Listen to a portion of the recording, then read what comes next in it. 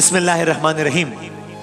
हम रोज़ाना हर साल 27 रमज़ान मुबारक को यौम पाकिस्तान जश्न आज़ादी के अतबार से मनाते हैं। शान रमज़ान के सेट पर चूँकि ज़ाहिर है कि ऐसा मौका है, इस महीने में नेमत हंसी मिल गई, सोनी धरती सी रोशन ज़मीं मिल गई, तो आओ मिल बांट कर बांट ले हर खुशी। हाँ यही है इबादत, यही बंदगी, शान रमज़ान की रौनक रहे चार सू। शान रमज़ान में आज दास्तान पाकिस्तान, चूंकि आज 27 रमज़ान है, वो दिन के जब वतन अजीज वजूद में आया, तमाम बहारें आई जो आज अल्हम्दुलिल्लाह हम सबकी जिंदगियों का हिस्सा है। लेकिन जाहिर है एक वाकया होता है, उसके पीछे हजार दास्तानें होती हैं। दास्तान पाकिस्तान भी एक ऐसी दास्तान है कि जिसके पीछे बहुत सारी आहें हैं, बहुत सारी माएँ हैं, बहुत सारी सिसकियां हैं, बहुत सारी तमन्नाएं हैं, बहुत सारा खुलूस है, बहुत सारी मोहब्बत है, बहुत सारा इत्तेहाद है, बहुत सारी कुर्बानियां हैं। यानी मैं कहूं कि ऐसा सफर के एक एक कदम पर कई मुश्किलात थी, तो ये कहना बिल्कुल भी मुबालगा नहीं होगा। दुनिया की तारीख उठाकर देखिए, दुनिया की तारीख की बड़ी हिजरतों की फहरिस्त मुकम्मल नहीं होगी अगर क़याम पाकिस्तान की वजह से जो हिजरत हुई उस चैप्टर को निकाल दिया जाए। तो मैं भी इस वक्त बात कर रहा हूं उन मुहाज का जिनका सामना कायदे आज़म और उनके साथियों का था। आइए चलते हैं 14 अगस्त 1947 के सफर पर।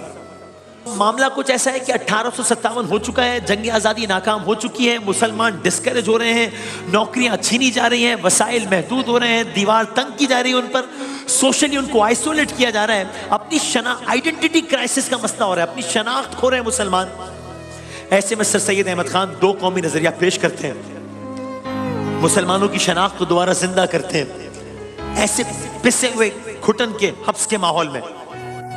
और अब मुसलमानों को इस बात का इदराक है, भरपूर इदराक है कि वो एक अलहदा कौम है और उसके लिए इत्तेहाद जरूरी है। तो अब मुसलमानों को यह एहसास है कि वो एक अलहदा कौम है और एक मुत्तहिद कौम है।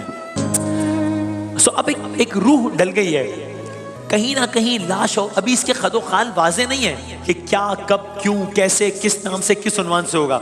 खदोखाल अभी वाजे नहीं है, लेकिन कुछ क्लैरिटी आ रही है दिमाग में कि कुछ ऐसा होना चाहिए। कितने में अगर हम फास्ट फॉरवर्ड करके आगे बढ़े तो एक शख्सियत आती है 1937 में, उसी कौम का एक अजीम फलसफी डॉक्टर मोहम्मद इकबाल, जिन्हें हम अल्लामा इकबाल के नाम से याद करते हैं। यानी आप देखिए, अंग्रेजों ने सर का खिताब दिया था, उन्होंने एक और राह दिखाई, एक नई राह दिखाई, एक ऐसी राह जिसके बाद हिंदुस्तान वो हिंदुस्तान ना रहा, it was never the same. Allahabad शहर था, अल्लामा इकबाल थे, खुतबा दिया, वहां उन्होंने बात की कि मुसलमानों की एक खुद मुख्तार रियासत देख रहा हूं मैं।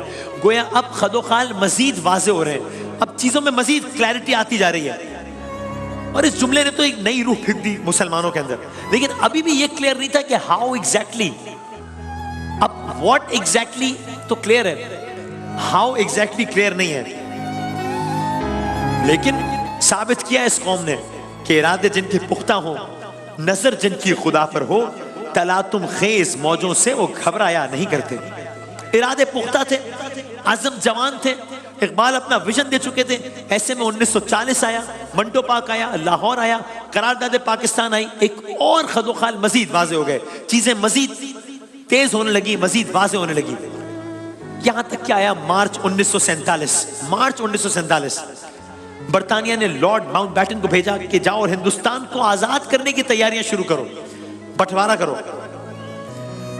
लेकिन यह मंसूबा एक रियासत था, यानी हिंदुस्तान की आजादी तक महदूद था। कायदे आजम ने समझौते से इनकार किया, बबांग दोहल ऐलान किया कि अगर बरतानिया हिंदुस्तान से जाएगा और अगर हिंदुस्तान को आजाद करेगा तो फिर लाजिम है कि मुसलमानों के लिए एक और अलग रियासत हो। और मुसलमानों के जहनों में भी दो कौमी नजरिया वाज़े था, गोया लीडरशिप और कौम सब के सब एक पेज पर थे। तो अब यह तय हो गया था कि अब यह तो मुमकिन नहीं है कि अंग्रेज मुसलमानों को उनका अलहदा वतन दिए बगैर वहां से रवाना हो जाए, क्योंकि अब ये वो कौम नहीं रही थी जिसे कल तक लोग पीसते थे। अब ये एक मुत्तहिद कौम थी, अब ये जिंदा कौम थी, पाइंदा कौम थी। सो अब खदोखाल और वाजे हो रहे हैं। यहां तक कि जून 1947 आया, बरतानवी साम्राज्य घुटने टेकने पर मजबूर हुई और यह बिलाखिर ऐलान हुआ कि हिंदुस्तान को 2 हिस्सों में तकसीम किया जाएगा। एक हिस्सा हिंदू आबादी वाले इलाके में मुश्तमिल होगा, एक मुस्लिम अक्सरियत वाले इलाके में। वो चीज जो कभी तस्वुर में नहीं थी कि वो इस तरह मुमकिन हो पाएगी, वो एक मजबूत लीडरशिप ने, एक मजबूत कौम ने, अल्लाह पर भरोसे ने, अल्लाह पर ईमान ने, हालांकि तादाद में जाहिर कम थे निस्बतन, लेकिन अपने जोश जज्बे और हौसले से उस चीज को अमली जामा पहनाया। और फिर अल्लाह ताला का अपना एक प्लान था कि 14 अगस्त तो वो दिन था ही, लेकिन खुदा ने अपनी रजा का ऐलान यूं भी किया कि आजादी का महीना भी आया तो रमजान का महीना ही आया। बल्कि अल्लाह ताला ने मजीद ये करम किया कि एक अलहदा रियासत का तोहफा मोहम्मद अली जना की सरबराही में 27 रमजान मुबारक को दिया गया, आखिरी अशरे की ताक रातों में दिया गया। लोग सजदे शुक्र में गिर गए, गोया माओ की दुआएं पूरी हो गई। सुबिल आखिर वतन अजीज की नेमत मिल गई। मुसलमान खुदा के सनाम को देखते, दूसरी तरफ कायदे आजम को देखते, कोई अपने लबों से, कोई अपने दिलों से कायद का शुक्रिया अदा करता। वो सफर कि जिसमें बहुत मुस्कुराहटें शामिल हैं, वो सफर कि जिसमें बहुत खून शामिल है, वो सफर कि जिसमें बहुत आहें, सिसकियां, कुर्बानियां, हिजरतें, सऊबतें, मुश्किलात, वो सफर जब अपने पाए तकमील को पहुंचा तो आज हम इसे अपनी जबान में पाकिस्तान कहते हैं। ये हमारा दिल भी है, यही हमारी जान भी है।